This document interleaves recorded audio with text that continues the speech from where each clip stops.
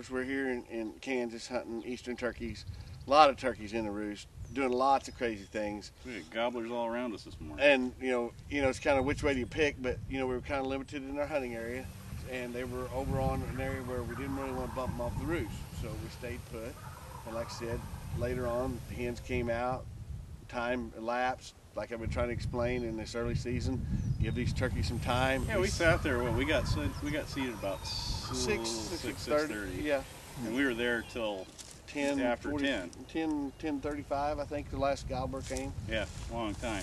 Well, we kind of had two. It was kind of two phases to me. It was sort of the hen morning, and we had that hen. She came up right up to us, just looking, and come walking around about 5 feet behind you. And I got some footage of that, I think. And then it's hard to turn the camera around backwards. And then you know, then it was gobbler time, and I didn't hear him first. You were just kind of clucking, doing the. Yeah, I said it's about time, for them to spread out, and I hit a long set of lonesome hen yelps, and we didn't get the audio on that. But right when I was giving it, he gobbled, and I said he gobbled, but I couldn't tell where he was at. And of course, now the wind's starting to blow, but it wasn't blowing right then. So then I said, listen, Kelly, we'll wait just a few minutes, and that's what I did. I just paused, and then I hit the yelp again, and we heard him gobble, and then I said, he's coming, and then he's coming. Just be real still, keep your gun barrel pointed at him at all times. Don't show him the side of your barrel.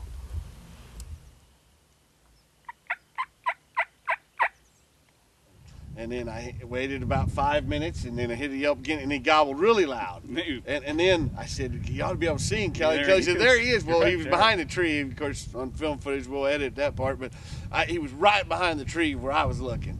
And so I want to call this a tree morning because it's like tree bass. You can't eat them. And tree turkeys can't shoot through the tree. Can't shoot through the tree. But no, the beautiful gobbler, he came all the way across. Yeah, you'll see him on.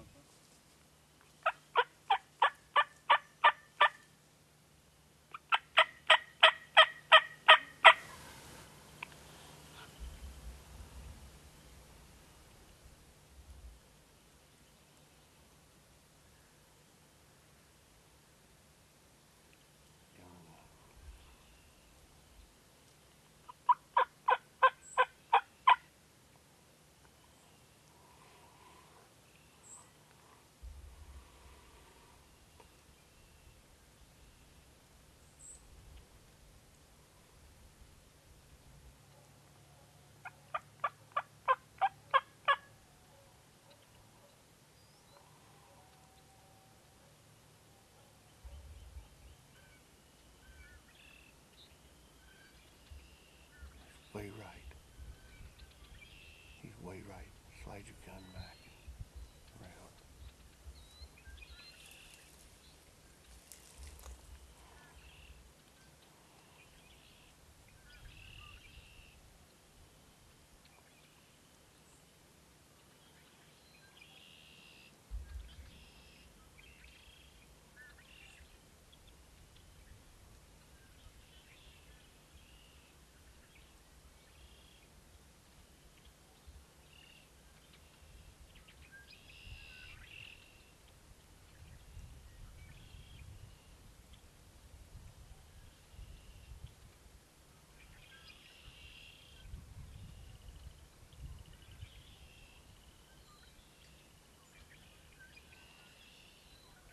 Right up inside 30 yards.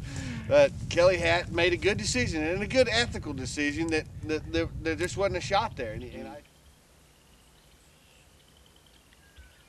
kill him, Kelly.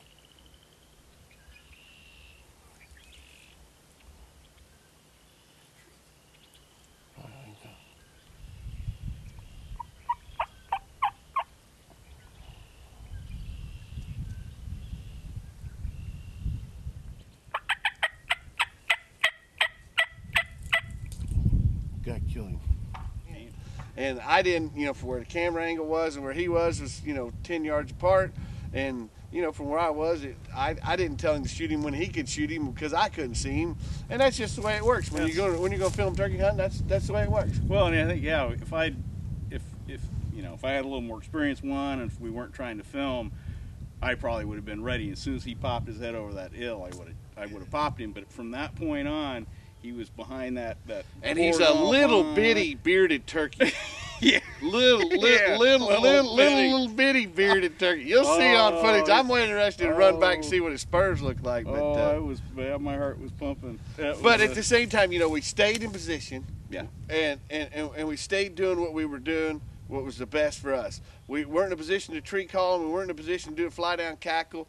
We were only in position once the gobblers broke from the hens. And ended up the hens broke from the gobblers, and then the gobblers came after the hens. Came after. Yep. And where we were at, that bird came to the sound. He did come to the call. He came right to the call. He wanted to over there to the strut and decoy, and that's what probably initially brought him on across there in a beeline. But then as he got closer, he keyed in on where the call was. He was coming straight at you. Yeah. And had I had a gun, I could have killed him with a 410. And and it really, I mean, we talked about trees in the way, but it was just if he'd gone 6-8 inches this way or a few inches this way, at several different times, but he came in, he was there long enough to get nervous, and he went right back out the way he came in, and it was just, well, it's like I told you. That going away shot, I think, you saying don't take that, and I was hesitating too, because there's a little bit of brush in the way, and he's facing away. Yeah. And I think a lot of people probably would have tried that shot. Definitely. And you know, when that turkey's got his head turned straight up sideways where you're getting a side angle shot,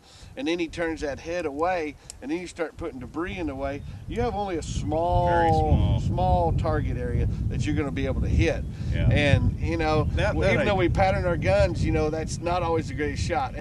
But like I said, in all reality, when you're going to hunt trophy turkeys, and big boys like we just battled right there, you're going to go home with an empty tag a lot of times. Yeah.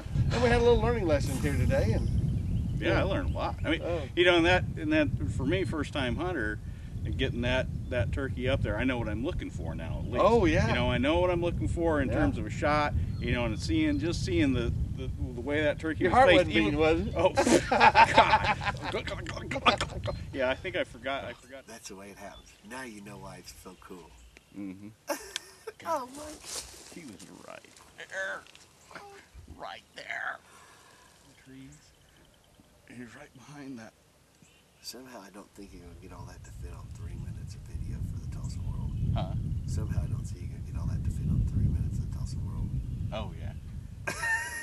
I'll make it fit.